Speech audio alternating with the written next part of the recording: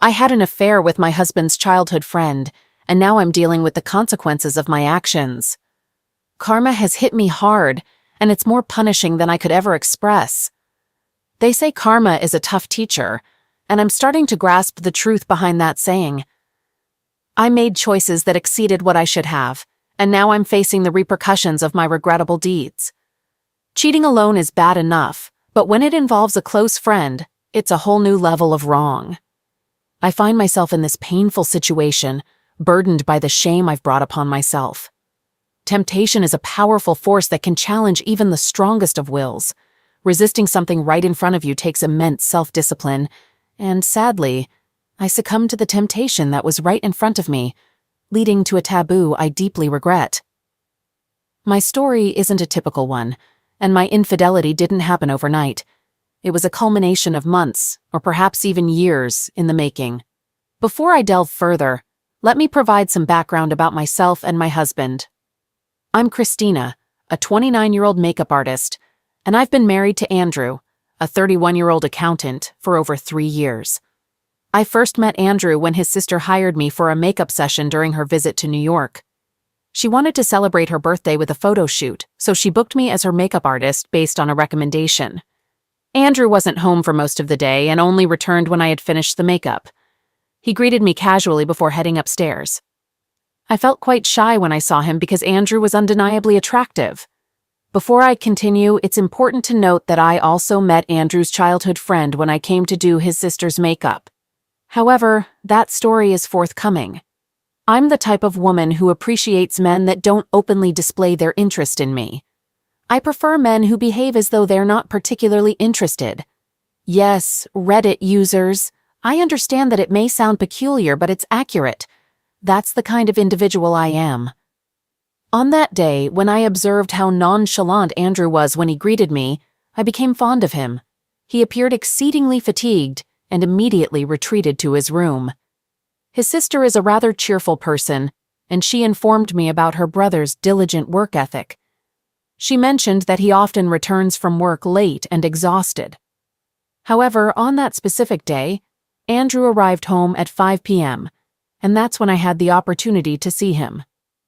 I had already finished applying makeup, and the photographer was already at the house to take pictures. I had no other reason to remain, but when I caught sight of Andrew, I knew I couldn't leave. Yes, I was attracted to him from the moment I saw him. I don't mean it was love at first sight, but rather a sudden and whimsical attraction. Even now, as I reflect on it, I can't deny that my husband is genuinely handsome. It's no surprise that I felt drawn to him on that very first day. So, my fellow Reddit users, that attraction led me to make a rather foolish decision. I asked his sister if I could stay behind just to see how the pictures turned out and to assist with makeup touch-ups if necessary. Yes, I was that eager to capture Andrew's attention. The astonishing part is that Andrew took an eternity to emerge from the house that day. The photographer was nearly done with the pictures by the time I finally spotted Andrew making his way out. Imagine waiting for hours to see someone, and when they finally stand before you, all sense of reason seems to vanish. I couldn't muster the courage to approach him and strike up a conversation. Instead, it was his sister who took the initiative and asked if I had a crush on her brother. I initially tried to evade the question, but eventually I gave in and decided to be honest. She seemed excited about the idea of me being interested in him, but she also expressed a hint of sympathy for me. When I inquired why she felt sorry, she explained that Andrew was already in a committed relationship with a girlfriend. My fellow Reddit users, I felt genuinely heartbroken upon hearing this news. I know it may sound strange to be heartbroken when you haven't even dated the person, but it hit me hard. Have you ever had a crush on someone who was already in a relationship? It's a terribly painful feeling. What really got to me was the fact that I had spent hours waiting for him, hoping to start a conversation, only to learn that he was seriously involved with someone else. As a makeup artist, I couldn't help but calculate the amount of money I could have earned during the time I wasted daydreaming about someone I had barely met a few hours earlier. Since I no longer had a reason to stay, I packed up my makeup supplies and prepared to leave. That's when Andrew's sister did something that took me by surprise on many levels. She called her brother at the last minute and asked him to come and see me off. Yes, she actually did that. I was so embarrassed that I tried to subtly indicate that I wasn't interested in this gesture, but she paid no attention to my hints. Andrew, looking weary, walked over to us with a smile on his face. He complimented my makeup skills and said goodbye. Before heading back into the house, his sister made a comment about my crush on him. I swear, Reddit users, I wish the ground would swallow me up at that moment. Initially, Andrew thought his sister was just teasing, but when he saw my expression, he realized she was telling the truth. The situation felt incredibly awkward, and I wanted nothing more than to escape it. So I quickly left and headed home. 3 months later, I received a text from Andrew's sister. It turns out she was back in New York and needed another makeup tutorial. That's how I ended up meeting Andrew's childhood friend. Apparently, she was back in New York and needed another makeup tutorial. That's how I came to meet Andrew's childhood friend, Collins. While I was busy with Andrew's sister's makeup, Collins randomly came to the house. He was friends with Andrew's sister, whom I'll call Linda from now on, so Collins came over while I was occupied with Linda's makeup. He was friendly and even offered to assist me with the brushes and makeup items I needed during the makeup session. The three of us managed to chat while I worked, and I was pleased that the working environment was enjoyable and conducive. At a certain point during the makeup session, Collins requested my phone number. He insisted that he just wanted to help me find more clients. I didn't mind and gave him my phone number. I had already forgotten about my crush on Andrew because I honestly didn't think I would see him again. It was only a coincidence that Linda randomly asked me to be her makeup artist once more. Well, I was very wrong because I saw Andrew again. He came back from work to retrieve something before heading back. My fellow Reddit users, I really felt like the universe wanted us to meet again. But unfortunately for me, Andrew was in a rush. He went back to work immediately. Linda asked me if I still had feelings for him, and I brushed it off. I was not ready to go to that party. To be honest, I felt like a high school girl who was having a fling with someone that didn't even know her. The fact that he had a girlfriend was a huge turnoff because I was not ready to be that girl. That tried to steal someone else's boyfriend. Well, my fellow Reddit users, I did end up being that girl at the end of the day. 2 days after doing Linda's makeup, I got a call from Collins. He asked us to meet up for coffee and I agreed. Collins was a nice guy, but he was not the man whose attention I wanted to get. But I didn't mind having a harmless coffee with him. After 3 weeks of randomly meeting up for coffee, Collins told me he had feelings for me. Okay, for someone who wanted to get the attention of his childhood best friend, I was not really excited. Andrea was the one I liked. But unfortunately, he was in a relationship. Collins seemed nice and all. But I found it weird to date the best friend of a guy I had feelings for. The outcome was bound to be unsatisfactory, so I decided to be less than honest with Collins and expressed that I wasn't prepared for a serious relationship. Before my talk with Collins, Linda had already cautioned me about his flirtatious nature, advising me not to take him too seriously. I didn't really heed her advice until Collins himself suggested we could simply have a casual encounter without any strings attached. I declined because I wasn't interested in that sort of arrangement. I'll keep this concise and focus on the key points. Linda found a job in New York and temporarily stayed with Andrew until she could find her own place. Consequently, Linda invited me to Collins's house regularly. During our visits, I would often experiment with new makeup techniques on Linda's face, and we'd try them together. Surprisingly, Linda and I grew very close, forging a friendship that I hadn't anticipated. I understand that many of you are wondering where Collins was throughout this time. Well, Collins was still in a relationship, and his girlfriend Sandra even visited their house on several occasions. Yes, I'm aware of what you might be thinking. It did hurt to see the guy I had feelings for with his girlfriend, but there was little I could do about it. As time passed, I got wind of Collins and Sandra taking a break in their relationship. I'm not privy to all the details, but I heard that Sandra had been relocated to work in another state. Collins wasn't ready for a long-distance relationship, so they decided to take a break to see how things would go. To put it briefly, I saw this as an opportunity to get Andrew's attention. I know it might sound desperate and awkward, but I really liked him and wanted to date him. We began chatting occasionally whenever I visited Linda, and that's how our friendship started. However, it was just a friendship. There was nothing more to it. Then, one day, Linda invited me over to help her with packing, as she had found a new apartment to move into. I knew this would be my last chance to see Andrew, so I decided to talk to him.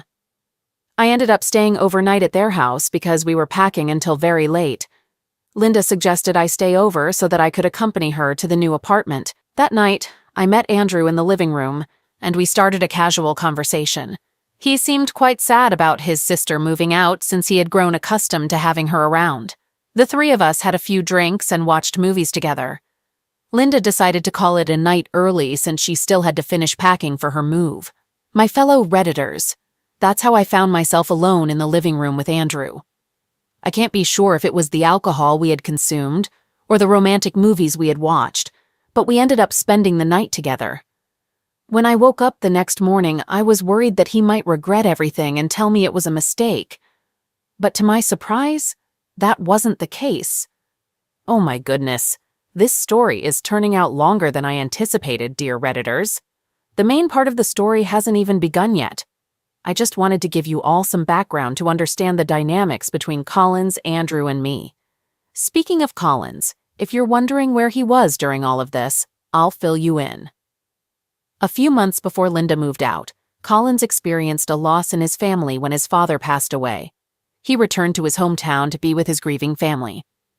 He explained that it was a challenging time for them, especially since his mother had also passed away previously. With 4 younger siblings to look after, he decided to stay in his hometown for a while to provide support and act as a father figure. Andrew and I started dating a few weeks after our intimate night at his house. I had some concerns that he might reconcile with his girlfriend, but I finally gathered the courage to ask him about it. He assured me that he had no plans of getting back together with Sandra because he wasn't ready for a long-distance relationship. Linda was genuinely thrilled that I was in a relationship with Andrew because she believed that I truly cared for him. Despite the distance, the bond between Andrew and Collins remained strong. They kept in touch, speaking to each other almost every week, and Collins even made efforts to send Andrew financial support from time to time. During this period, I lost contact with Collins, and it was mostly my doing. I had blocked him even before he left for his father's funeral because I wanted to avoid complicating matters. He had approached me multiple times, and my response had always been a firm no. I didn't want to continue causing him pain, so I made the choice to completely sever communication with Collins. Surprisingly, Collins had no knowledge of the relationship between Andrew and me. Perhaps Andrew didn't see the need to inform him, given that he wasn't aware of Collins's feelings for me. Additionally, Andrew was rarely home when Collins would flirt with me, so he remained oblivious to our interactions. I took Linda's advice to heart and didn't take Collins's advances seriously, believing he was simply a flirt. Andrew and I continued dating for 2 more years before he proposed, and I enthusiastically accepted, leading to our marriage. I want to emphasize this with all my sincerity. I love my husband deeply. My fellow Redditors, I have genuine, profound feelings for Andrew. From the very first day I laid eyes on him, I knew that I had strong emotions for him. Marrying him marked the happiest moment in my entire life. Even my family believed that there was no better match for me, and his family warmly welcomed me into their fold, making me feel at home. A few weeks before the wedding, Andrew informed Collins that he was getting married to the girl he had been dating for over 3 years. Collins was aware of Andrew's relationship, but was unaware that I was the one he was marrying. It's possible that Andrew didn't mention my name, or maybe Collins chose not to dwell on it. I'm uncertain which it is because when Collins returned to New York 2 weeks before the wedding, he was taken aback to discover that I was the bride. Collins pulled me aside and expressed his feelings, accusing me of using his childhood best friend to make him jealous. Yes, he actually said that. I had to clarify to Collins that I had harbored feelings for Andrew since the day I first laid eyes on him, regardless of his friendship with Collins. However, Collins didn't seem to grasp my explanation at all, and he appeared extremely agitated, which honestly frightened me. I didn't want Collins to jeopardize my relationship with Andrew, so I decided to confide in Linda about the situation. She promptly called Collins and provided a thorough explanation, including the fact that I had confided in her about my crush on Andrew from the very beginning. Ultimately, Collins chose to let go of his grievances and acknowledged that he had overreacted. I wanted to be transparent with Andrew, so I confided in him about everything. At first, Andrew appeared upset due to Collins's actions, but they had a candid conversation about it, and things were resolved. Collins assured Andrew that he was simply joking and wanted to tease me for fun. We all shared a laugh and moved forward, leading to a stress-free wedding 2 weeks later. Our life as a married couple began when I moved into Andrew's house after the wedding. It was a wonderful experience, and it felt empowering to confidently refer to someone as your husband and have that sense of mutual ownership and respect in our marriage. I fell in love with the way Andrew treated me, and we continued to show respect for each other in our relationship. I continued my job as a makeup artist, staying busy, while Andrew was also occupied with work. However, we managed to find time for occasional dates and trips, and everything seemed perfect. I never imagined that I'd find a reason to come to Reddit and share how my marriage took a dramatic turn, all because of me. Yes, it was my responsibility. While others played a role, the ultimate decision to succumb to temptation rested with me. I got carried away, and I've now jeopardized everything that Andrew and I worked so hard to build. I cheated. I cheated on my husband, something I never thought I would do. I never imagined it would come to this point, and now I deeply regret letting anything come between me and my husband. If you're thinking Collins played a part in this, you're correct. However, you probably wouldn't have guessed that Sandra, his ex-girlfriend, also played a role, right? Well, Sandra is very much entangled in this situation. So, in a way, everyone involved shares some responsibility, but ultimately, the blame falls on me. As for Andrew, I can't say he's entirely blameless. One day, Linda urgently invited me to her apartment, and it caught me off guard. Prior to that, Linda had often invited me over for various reasons, and our friendship had remained strong. When I arrived at her place, she was visibly anxious, so I inquired about the issue. Linda informed me that an unexpected guest had returned to New York, and that guest was Sandra. In a typical relationship, one's husband's ex-girlfriend shouldn't be a major concern. In my particular case, this situation bothered me significantly. The fact that Sandra and Andrew had been in a deeply committed relationship, and their breakup was solely due to long-distance work-related challenges, raised concerns for me. Their separation wasn't prompted by a loss of love or similar issues, but rather the difficulties of maintaining a relationship from afar. It truly scared me, and I dreaded the possibility of Sandra attempting to reconcile with him. There was a strong likelihood she would make an effort, and I was well aware of it. I understood that even Andrew's marriage wouldn't necessarily deter her if she desired to be with him. Linda tried to reassure me, but my anxiety had already spiraled out of control. I genuinely believed my marriage was in jeopardy, but Linda helped me realize I was overreacting. She advised me not to dwell on it too much and informed me simply to prevent me from overreacting later. We all know that some things are easier said than done, and my situation was no exception. I had a lot on the line, so I decided to return home and gather my thoughts. That day, I struggled to sleep. I was desperate to find out if Andrew was aware of Sandra's return to New York. My fellow Redditors, I cannot adequately convey how uneasy I felt that night. It had reached a point where even Andrew noticed that I wasn't myself. He inquired about my well-being, and I told him I had something on my mind but insisted it wasn't a significant concern. Andrew didn't buy my explanation, though. Despite his exhaustion from a long day at work, he insisted I share what was troubling me before going to sleep. When I finally revealed that Sandra had returned to New York, Andrew didn't appear surprised. Yes, Redditors, it seemed Andrew had knowledge of Sandra's arrival. If I was anxious before, this knowledge only heightened my anxiety. I questioned him about how he knew, and he disclosed that she had recently reached out to him and asked to meet for coffee. Let me be clear, I'm not sure if I might sound paranoid or overly dramatic, but I didn't take his words lightly at all. Any woman would likely be upset if she discovered her husband's ex-girlfriend had invited him for coffee. In my situation, I felt even more apprehensive. I was well aware of their history, and I knew that they hadn't faced significant issues during their previous relationship. I'm not one to keep my feelings to myself, so I immediately expressed to my husband that I didn't want him to meet with Sandra. He inquired about the reason, and I openly shared my concerns. We had never kept secrets from each other, so I felt at ease expressing my unhappiness about Sandra's return. In typical fashion for men in such situations, he reassured me and tried to convince me that there was nothing more to his meeting with Sandra. He insisted she was still his friend, and he simply wanted to catch up with her. I didn't want to appear overly protective, so I didn't press the matter further. He did have a valid point since they had known each other long before I came into the picture. I did, however, ask him to promise that he'd return within an hour, which he did. I won't deny that I still had lingering worries.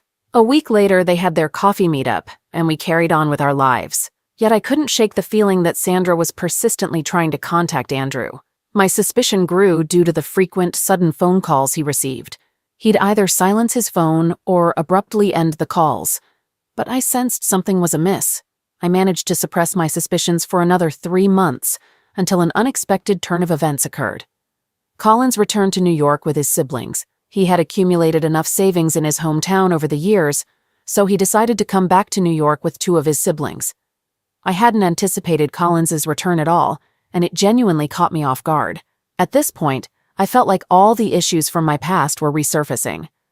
To clarify, I had never been in a romantic relationship with Collins. We were simply friends, and I had declined his advances. We had moved past that, and he had even attended my wedding. There shouldn't have been any cause for concern, but I was increasingly distressed. My unease was compounded by the fact that Sandra seemed to be persistently reaching out to my husband. I had seen her missed calls on his phone, and it appeared that, despite Andrew's attempts to ignore her advances, she was still pursuing him. I knew it was only a matter of time before he might give in, or her actions would escalate. I discussed my concerns with Linda, and she reassured me that Andrew would never betray me. I placed my trust in her words and attempted to calm my anxieties. Unexpectedly, Collins became a source of annoyance. Given his deep, long-standing friendship with my husband, it made sense that he started visiting our home more often. Initially, he brought his siblings along, emphasizing how he was playing a significant fatherly role in their lives. Andrew didn't seem bothered by Collins's frequent visits, likely due to their strong bond. You've probably heard stories about women accused of driving a wedge between their husbands and their friends or family members. I was determined not to be that kind of wife and avoid any such accusations. Consequently, I made a sincere effort not to let my discomfort with Collins's visits show. I didn't want to suddenly inform my husband that I no longer wanted his best friend around our house. Collins, however, took my silence as an endorsement. He began visiting even more frequently and helping himself to food from our refrigerator without asking. While he technically didn't need to ask, as I was just his friend's wife, it was clear he did these things to provoke me and potentially strain my relationship with my husband. My intention was to handle everything with maturity and reasonableness. One day, I decided to discuss the situation with my husband, informing him about Collins's behavior, which I found disagreeable. My husband granted me permission to address the issue with Collins and opted not to take sides or become involved in our disagreements. To be honest, I was upset with his response. I didn't want him to choose sides. All I desired was for him to ask his friend to tone down his visits and behavior. It seemed, however, that my request was too much to ask, so I took matters into my own hands. I had a disagreement with Andrew about the situation, but eventually, I chose to let it go because I suspected that it was exactly what Collins had intended all along. It was unfortunate that my husband couldn't see that his childhood best friend was actively working to disrupt our marriage. One day, I decided to have a conversation with Collins about the matter. I expressed my dislike for his frequent visits and the way he freely helped himself in the kitchen without asking for permission. This conversation led to Collins becoming quite angry, and he abruptly left the house. This wasn't my intention, so I informed my husband about what transpired and asked him to reach out to Collins on my behalf.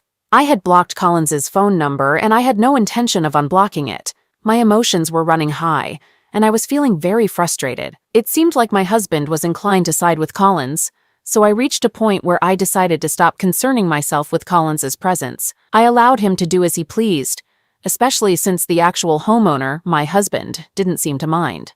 I chose not to discuss the matter with Linda because I didn't want to keep bothering her with every little disagreement between my husband and me. I aimed to handle the situation independently without burdening her. By that point, I had completely forgotten about Sandra and her presence in New York. She didn't even cross my mind, nor did I consider that she might still be attempting to contact Andrew. However, one day, something happened that I couldn't quite comprehend. That was the same day I made a regrettable mistake by cheating on my husband with Collins. I still feel remorseful about every detail of that day, but all I can do now is drown in self-pity. On that particular day, it was raining heavily, and the rain had been persistent since the previous night. Andrew had managed to leave for work when the rain temporarily stopped. After he departed, Collins suddenly showed up at our doorstep, explaining that he had forgotten his work file at our place. Indeed, he showed up that frequently, almost resembling a tenant in our home. After retrieving his work file, he inquired if he could stay for brunch. I was well aware that this was his way of cornering me. Refusing would likely lead him to concoct stories to tell Andrew. I obliged and served him brunch, and as he ate, the rain resumed, heavy and unrelenting. It seemed like the rain had no intention of letting up. Given the inclement weather, Collins couldn't safely drive back. I became genuinely concerned about the prospect of Collins being stuck late into the day due to the heavy rain. I didn't want him out in such weather for too long, both for his safety and the nagging suspicion that Sandra might attempt something. Part of me questioned whether I was overreacting, but I needed to ensure everything was above board. Consequently, my fellow Redditors, as it neared 5 p.m., I placed a call to my husband, who informed me that driving in the weather was practically impossible. He anticipated arriving home late. This heightened my concern, especially since Collins couldn't leave either. To calm my nerves, I retreated to my room, took a hot bath, and changed into my pajamas. Hunger gnawed at me, and I knew Collins must be hungry as well. I hadn't prepared a proper meal in the afternoon, only snacking. I hadn't expected him to stay for such an extended period. After preparing dinner and offering it to him, I remained in the living room, watching a movie. I wanted to be present when my husband returned and didn't wish to doze off before his arrival. Furthermore, I felt uneasy about leaving Collins alone in the house with my husband while I retreated to my room. I didn't entirely trust him not to snoop around our belongings. Collins chose to stay in the living room and join me in watching the movie. Initially, it was silent, and neither of us attempted to strike up a conversation. However, after a while, Collins began to inquire about my makeup business, and that's when our conversation started. We engaged in conversation about various life topics and random subjects. As we delved into the second movie, Collins moved closer to me on the couch, and our shoulders were nearly touching. I didn't find this position uncomfortable initially, so I shifted away and occupied a different couch. Once again, our shoulders were practically touching. His reaction was laughter, and he rejoined me on the couch. Collins left me with little personal space to gather my thoughts. He complimented my appearance and confessed he still missed me. His speech became incoherent, and I began to suspect he might be intoxicated, even though I hadn't seen him consume any alcohol. I pushed him away and issued a stern warning to cease his advances, threatening to call my husband and reveal everything. To my surprise, Collins scoffed at the mention of me calling my husband. He derided me as a fool and declared that I was naive to believe he had been faithful. I dismissed his rants as nonsense and tried to make my way upstairs. I recognized that his words were affecting me, and I didn't want him to manipulate my thoughts. However, fellow Redditors, I ultimately succumbed to his manipulation. Collins inquired if I was aware of Sandra's return to New York. This piqued my interest, and in an attempt to demonstrate transparency in my relationship with Andrew, I admitted my knowledge of the matter. He retrieved his phone and displayed images of Sandra standing in front of Andrew's workplace. According to Collins, Sandra had been making efforts to contact Andrew and had visited his workplace on multiple occasions. While I may have been reluctant to trust Collins, the photographic evidence before me couldn't be denied. Collins also asserted that Sandra was at Andrew's workplace at that very moment, possibly engaged in an intimate encounter. This revelation left me in shock, prompting me to reach for my phone and call Andrew. After 2 additional unanswered calls, Andrew still hadn't picked up. Collins chuckled once more and asserted that he was being truthful. He even presented a photo of Andrew and Sandra meeting for lunch as evidence. Regrettably, I succumbed to manipulation and foolishly believed his every word. Overwhelmed with emotion, I began crying uncontrollably, convinced that Andrew was betraying our relationship. Collins, attempting to console me, offered a comforting hug. It was during this embrace that his actions escalated, and I, foolishly, allowed myself to be carried away. In my misguided state of mind, I believed I was seeking revenge for Andrew's perceived deceit, and I ended up engaging in a physical relationship with Collins. Eventually, we both fell asleep on the couch. That same night, I awoke to the shock of cold water splashed on me. My husband stood there, glaring at me with disgust in his eyes. The rain had ceased, and upon returning home, he had discovered me naked on the couch with his best friend. Initially, I felt guilt, but I quickly retaliated by accusing him of infidelity. I recounted everything that Collins had told me, and my husband's reaction was extreme. He slapped me so forcefully that I tumbled to the floor. He came dangerously close to harming Collins right then and there in our living room. As it turned out, Collins had indeed lied to me. The photographs of Sandra outside Andrew's office were authentic, but Andrew had never intentionally met up with her. The image of them having lunch together had been taken before I even knew him.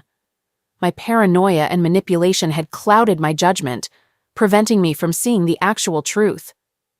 After giving Collins a severe reprimand, Andrew ejected him from our home. The words he uttered that night still haunt me to this day. He was furious, disappointed, and consumed by anger. He expelled me from the house in the dead of night with only my pajamas, and I had nowhere else to turn. That very night, I sought refuge at Linda's place, despite her understandable trepidation upon seeing me in such a deplorable state. After disclosing the entire ordeal to her, Linda expressed her deep disappointment in my failure to heed her earlier warnings. She couldn't even bring herself to make eye contact with me.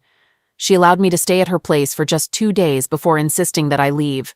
She explained that she couldn't go against her brother's wishes for my sake. Only my parents agreed to take me in, though they still regard me with disappointment in their eyes. I endured a miserable existence for 2 months. I made attempts to reach out to Andrew and even paid him visits, but he instructed the gatekeeper never to admit me and blocked my number. Just last month, I received word from a friend that Andrew and Sandra have rekindled their relationship. Upon hearing this news, I was nearly driven to end my own life. I've lost everything, and I can only blame myself. Not even Linda is willing to listen to me. 2 weeks ago, Andrew sent me divorce papers, and I've yet to sign them. I intend to do so soon because all hope seems to be lost. My marriage is no more, and I've lost a dear friend. I betrayed my husband by engaging in a physical relationship with his lifelong friend. Even though I was led to believe he was unfaithful, 2 wrongs don't justify each other, and I should never have sought revenge through infidelity. In the end, he wasn't unfaithful at all. It was all a ruse. Perhaps I was meant to learn my lesson the hard way. I am responsible for everything, and I deeply regret my actions. I have destroyed everything with my own hands.